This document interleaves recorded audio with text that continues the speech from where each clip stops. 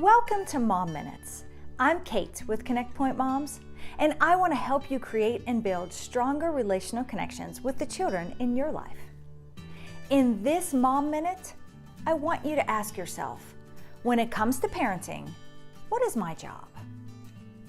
You may have thought keeping the house clean and everyone fed, or teaching them to be kind and love God. I would like you to consider that your main job is to keep your kids safe.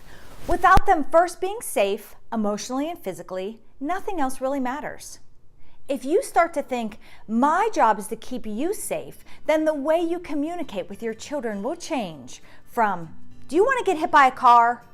To, hold my hand so I can keep you safe.